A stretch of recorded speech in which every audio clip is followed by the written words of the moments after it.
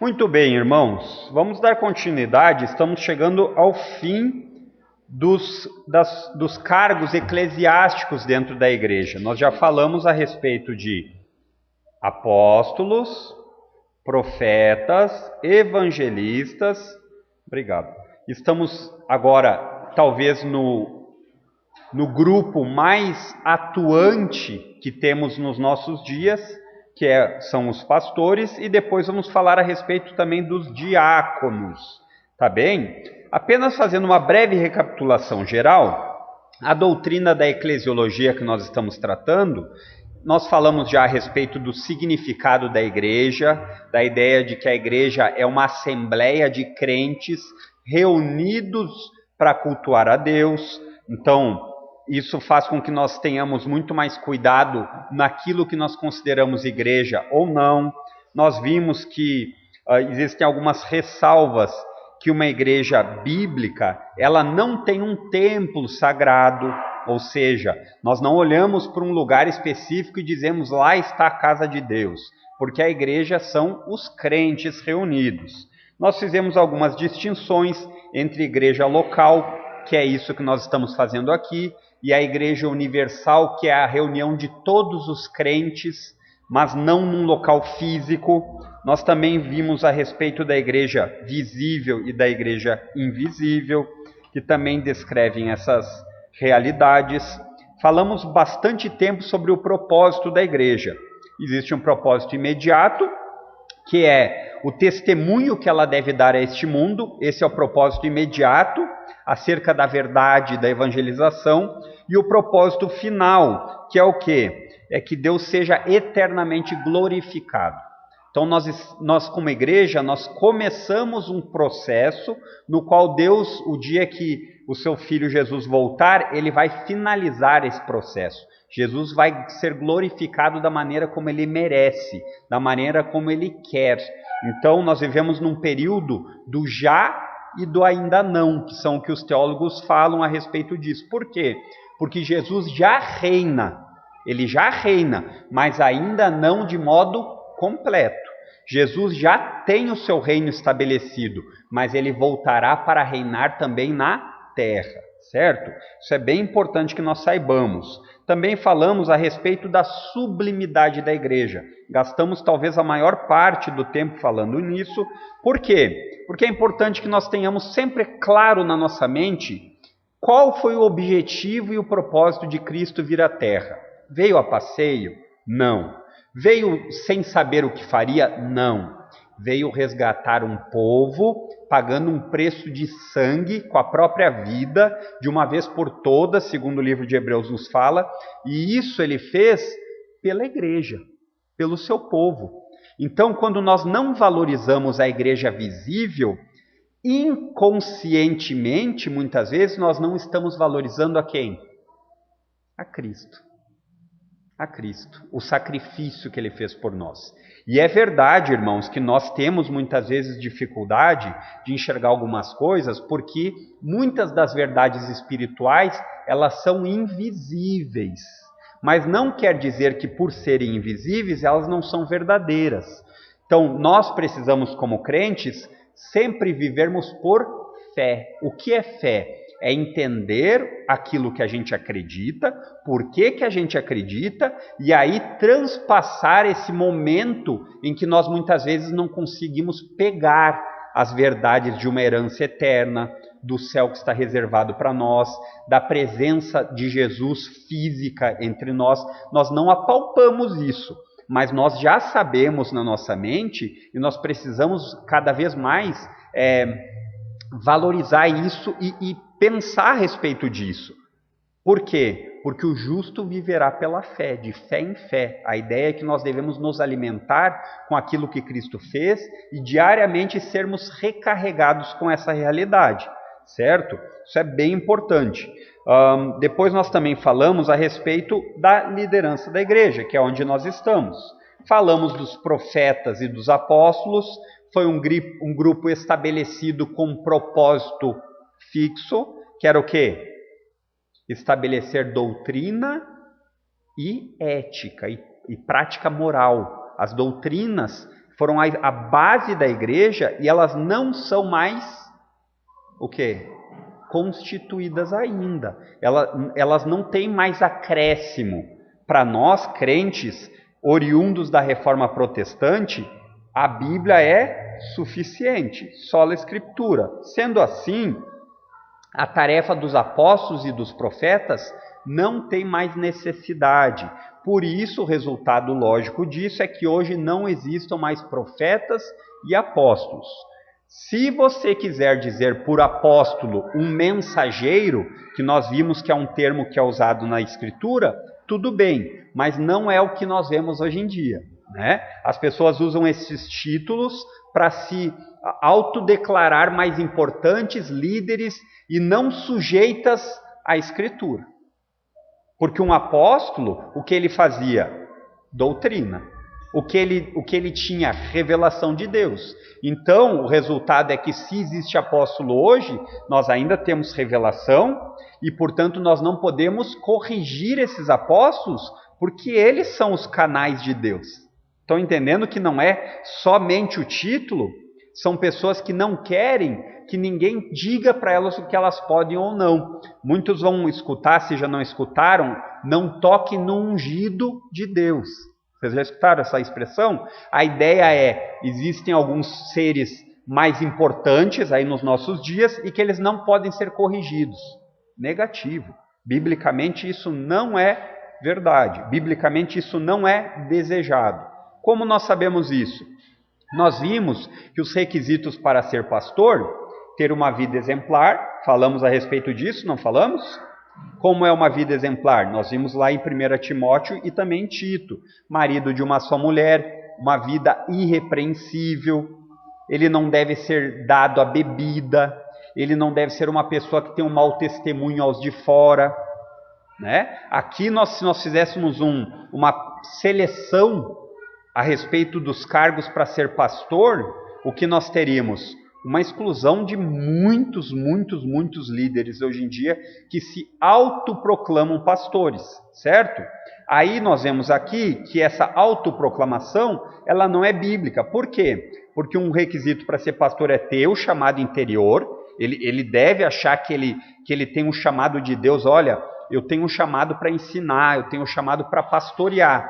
Mas esse chamado interior, ele não é avulso, ele não é o único chamado. Por quê? Porque o selo, vamos chamar assim, o selo de que esse rapaz, essa pessoa está realmente com a vocação no lugar certo, é que a igreja reconhece isso.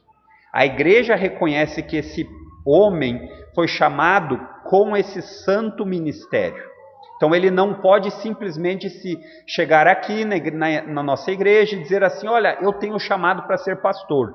Então aí normalmente a gente vai dizer assim, então seja bem-vindo, o senhor vai sentar por um bom tempo na cadeira.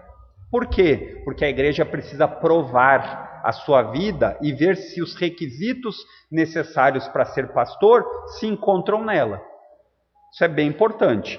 Em terceiro lugar, nós vimos que um requisito para ser pastor, ele deve ser o pastor ele deve ser homem, gênero masculino.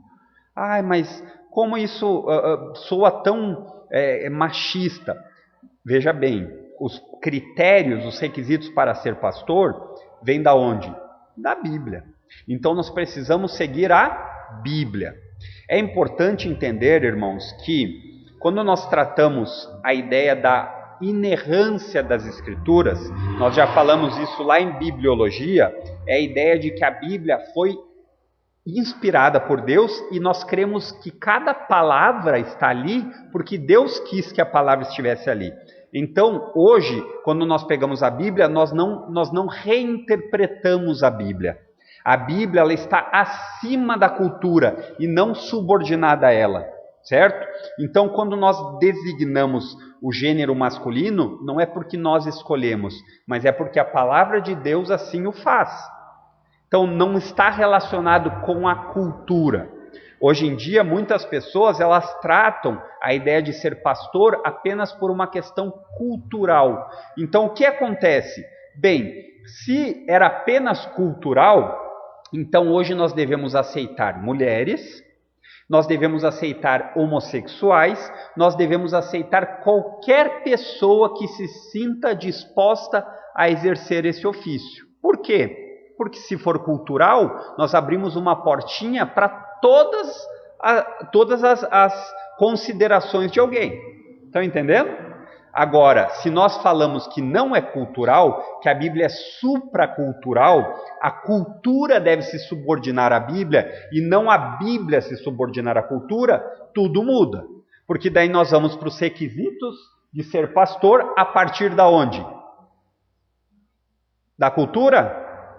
Da Bíblia. Então é importante ter muito claro isso. Então, nos requisitos para ser pastor, de vida exemplar, vocação e gênero masculino, eu gostaria aqui de chamar a atenção de vocês a algumas observações aqui importantes, tá bom? A primeira observação é que a base para a proibição de mulheres pastoras, o pastoreio feminino, ou pastorado feminino, elas não são culturais, elas são teológicas, elas vêm da Bíblia.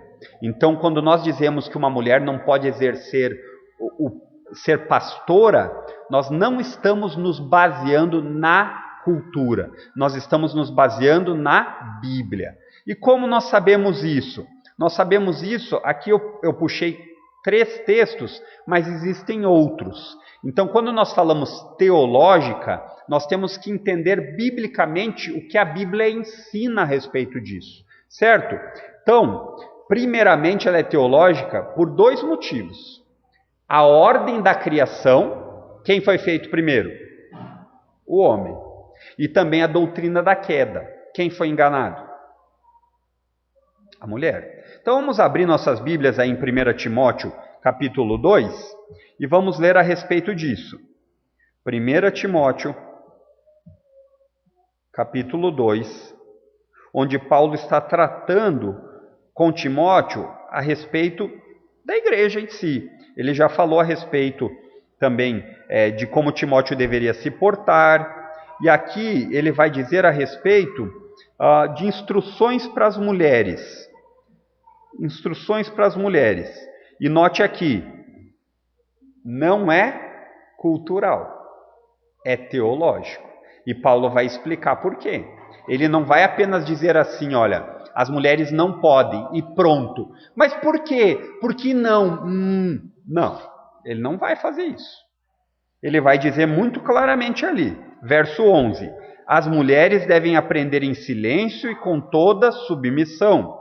12. Não permito que as mulheres ensinem aos homens, nem tenham autoridade sobre eles. Abre parênteses aqui. Está falando num contexto eclesiástico, principalmente, certo? Até porque nós sabemos que muitas esposas ensinam os esposos em casa, né? Mas no âmbito eclesiástico, embora não devesse ser assim, né? Então não há, não, está tudo certo. Não está tudo certo, mas acontece.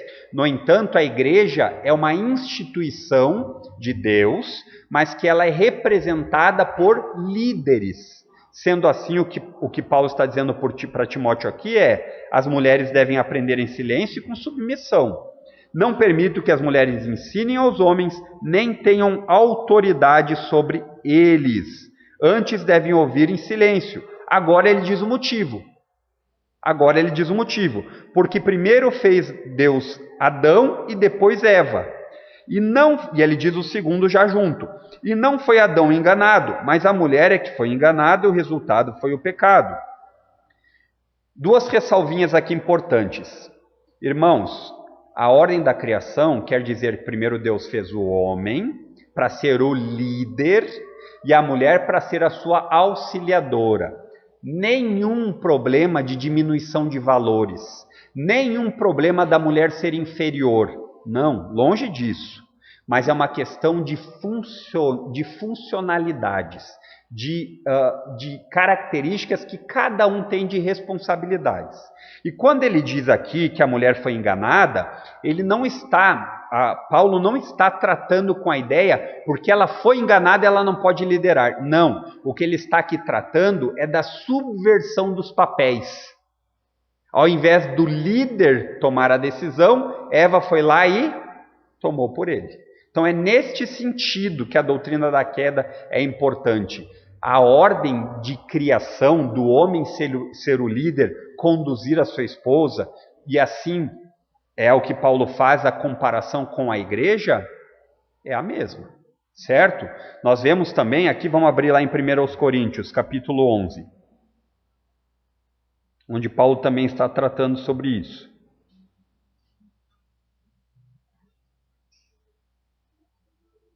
Capítulo 11, verso 8.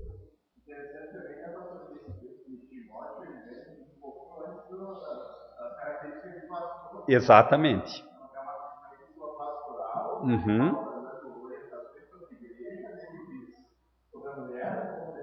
Perfeito.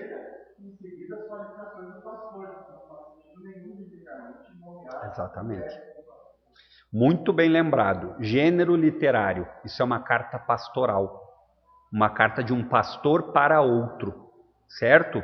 Então é como se houvessem instruções pastorais para a condução como pastor. Então, vocês aprenderam, aqueles que fazem o curso da segunda, que existe a ideia do contexto imediato e o contexto mais amplo. Então, quando você pega, como o pastor Fernando falou, a carta inteira e você lê, você vê que não sobra espaço para liderança feminina dentro da igreja no sentido oficial eclesiástico. Nós já vamos falar algumas ressalvas, porque isso não tem a ver com valor, gente. Se você for ver o valor das mulheres na história da igreja, sempre foi muito grande. Jesus primeiramente apareceu quando ele ressuscitou a mulheres. Quem estava muito próximo de Jesus em todos os momentos, sendo suas auxiliadoras, mulheres. Nós vemos na história do apóstolo Paulo falando e escrevendo cartas à igreja, falando o nome de mulheres que o ajudavam. Nenhum problema.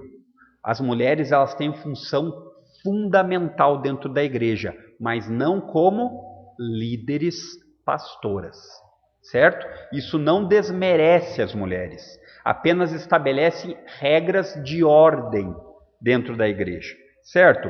Então olha lá o verso 8. Aqui de novo, Paulo está falando a respeito do culto e como devem se comportar no culto, e ele vai trazer aqui justamente essa ideia teológica a respeito do homem e da mulher.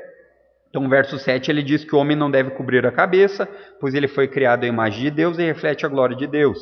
A mulher, porém, reflete a glória do homem. Então, a ideia é de princípio, o homem foi feito primeiro, a mulher veio depois. Então, a mulher está submetida à liderança do marido, como o marido está submetido à liderança de Cristo, e como Cristo está submetido à liderança do Pai.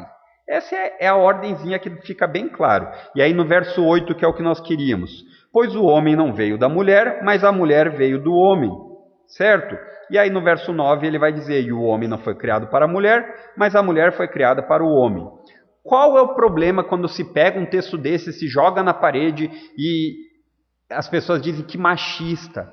Queridos, isso daqui está descrevendo uma ordem, uma regra, não está desvalorizando a mulher. Pelo contrário, o apóstolo Paulo, ele escreve nessa própria carta que o corpo do homem não é mais dele, mas é da mulher, o corpo da mulher não é mais dela, e assim do homem. Lá na carta aos Efésios ele vai falar que assim como o marido, assim como Cristo amou a igreja, o marido deve amar a sua esposa. Então, não sobra espaço para machismo no sentido moderno.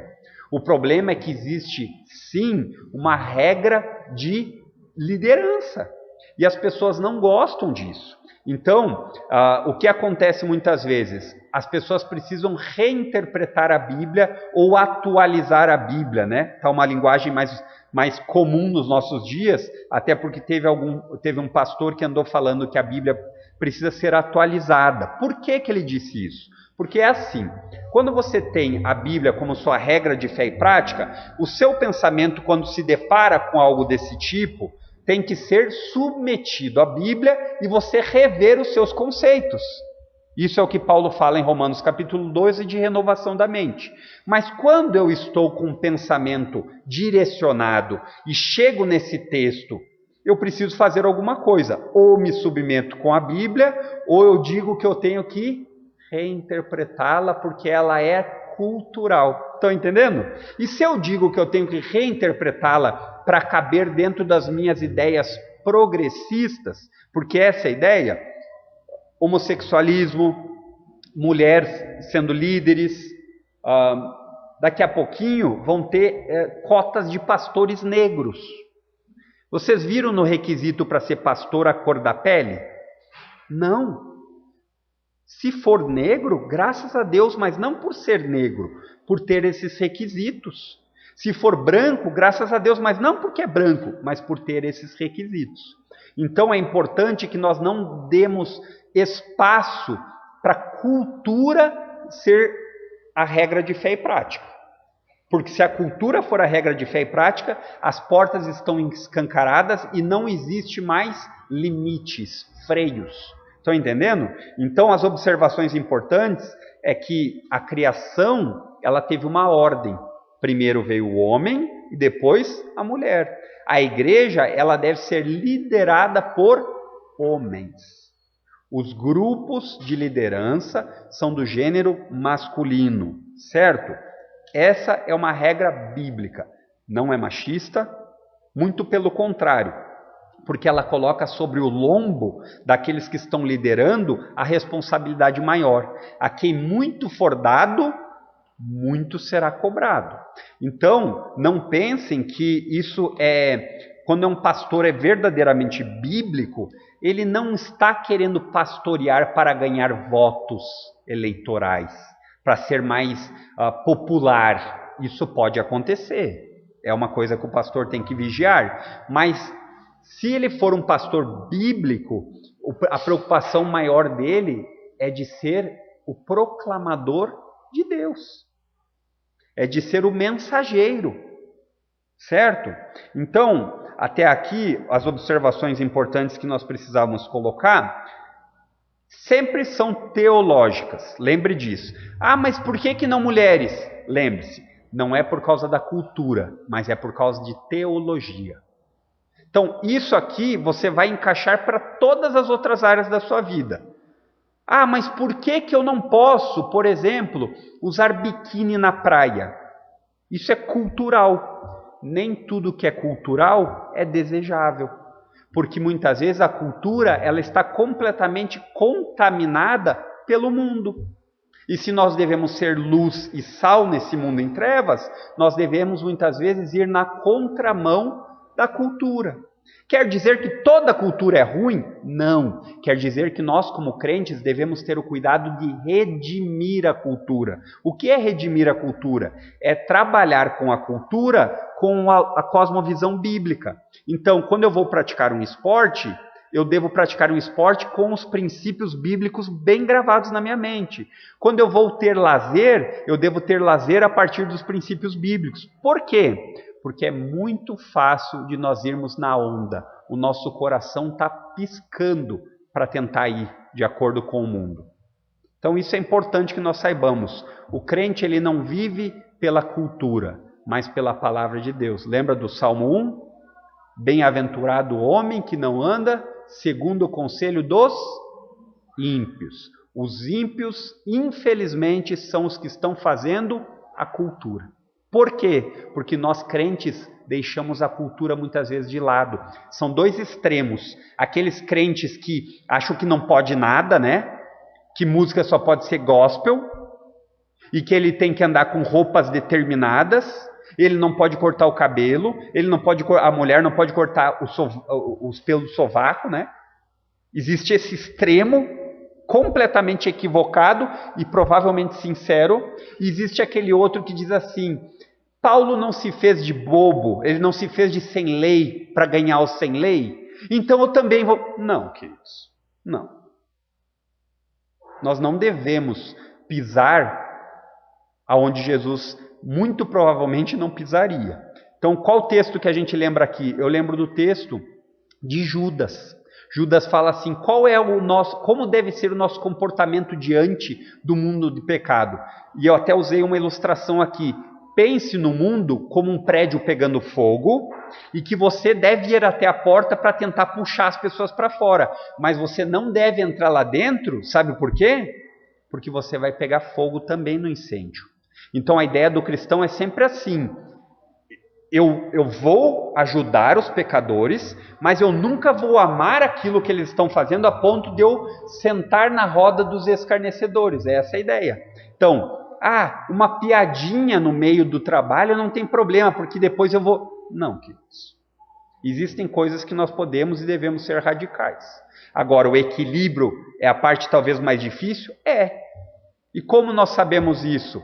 Como o Salmo 1 diz, meditando de dia e de noite. Aprendendo. Nós precisamos aprender. E aí lembram de Jetro falando para Moisés? Dando conselho? Se aconselhe com pessoas mais maduras. É importante isso. Então, tendo isso bastante definido, uma outra observação é: as mulheres, elas podem ensinar homens fora do contexto eclesiástico. Abra sua Bíblia lá em Atos 18. Atos capítulo 18, verso 26.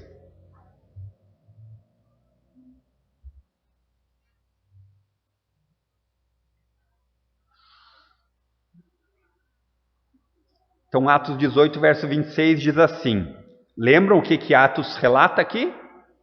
Atos é um livro histórico. Ele está relatando a transição da igreja. Jesus sobe aos céus e agora a igreja começa a ser instituída a partir da pedra, que é Pedro. Em que sentido? Não no sentido que ele é a pedra angular, mas no sentido que a partir de Pedro a igreja começa a ser desenvolvida. O pastor pregou a respeito disso. Então olha lá, verso 26. Quando ouviram falar corajosamente na sinagoga, Priscila e Áquila o chamaram de lado e explicaram com mais exatidão o caminho de Deus. O que acontece aqui? Quem que estava falando lá? Vocês lembram da pessoa que estava falando? Apolo. Ele estava falando com coragem, mas não era bem assim. Então o casal chamou ele, Priscila e Áquila, e eles instruíram. Então existe espaço sim para mulheres ensinarem. Existe espaço, por exemplo, para as mulheres serem pastoras. Aonde? Em casa, com seus filhos. Em casa com seus filhos. Vocês vão exercer o pastoreio. Então existe espaço para as mulheres ensinarem outras mulheres. Existe espaço para as mulheres ajudarem homens que elas conhecem. E sempre aqui é uma ressalva, sempre se você for aconselhar um homem, muito cuidado, porque aqui não é por acaso que Priscila e Áquila estavam juntas. Nós estamos no mundo em trevas. A mulher, ela deve ter cuidado, porque esse mundo em trevas, ele faz o quê? Ele entende as coisas errado. Então, quando eu digo aqui que as mulheres podem ensinar homens fora do contexto eclesiástico, não é que seja a melhor opção você discipular um homem. Não. Um homem discipula um homem. Mas isso não quer dizer que você não possa aconselhar em algum momento. Vai acontecer. Talvez no seu trabalho, talvez na sua família, você está sentado lá jantando e dali a pouco vem aquelas pérolas e você, né? As mulheres, elas podem realizar e devem realizar formas de serviço, diaconia, mas elas não devem exercer o diaconato. Qual é a diferença? Diaconia é a ideia de serviço, no sentido não técnico. O que é o sentido técnico? Do ofício. Mas, por exemplo, quando as mulheres ajudam aqui na igreja, elas estão fazendo um serviço de diaconia. Quando as mulheres elas participam muitas vezes de grupos de mulheres, elas estão fazendo esse serviço, mas ela não deve fazer de forma a ser um cargo de liderança na igreja. Mas então quer dizer que as mulheres não têm voz na liderança? É claro que as mulheres são escutadas. Em boa parte dos relacionamentos que eu tenho, as mulheres são mais inteligentes que os homens, as mulheres são mais perspicazes que os homens. Isso eu falo por causa da minha família, que normalmente é isso. Mas o ponto é, cada um tem uma função. Quando as funções são distorcidas de maneira sistemática, o problema vem logo depois. Certo? Pode não acontecer agora, mas será colhido os frutos no futuro. Então abra sua Bíblia em Romanos capítulo 16, verso 1.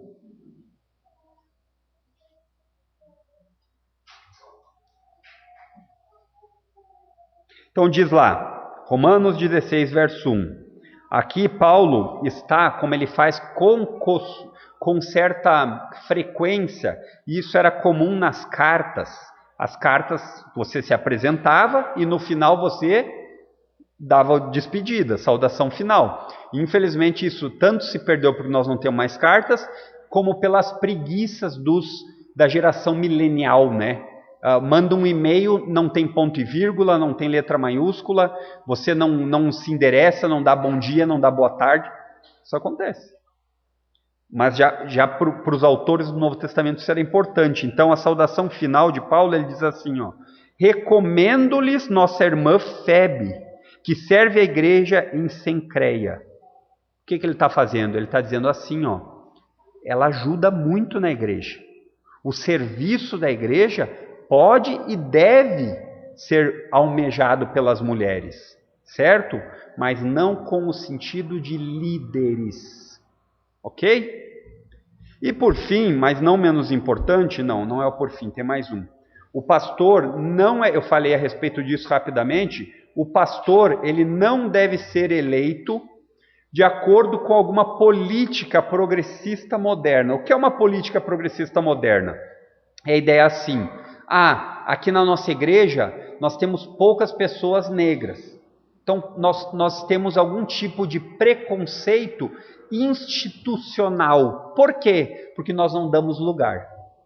É assim que pensam as pessoas. Aí você talvez agora pense assim, nossa, que absurdo, mas esse absurdo tem muitos lugares nas casas das pessoas. E isso nós estamos falando de igreja, mas você leva para o trabalho, você leva para a escola, você leva para a faculdade. Então aqui os pastores, eles não devem ser eleitos por causa da sua cor de pele, certo? Eles não devem ser eleitos porque ele tem uma raça diferente. Então, precisamos ter mais japoneses aqui na igreja. Que Deus mande, né? Talvez nós aprendamos outra língua, mas não é o critério. O critério é os requisitos pastorais, certo?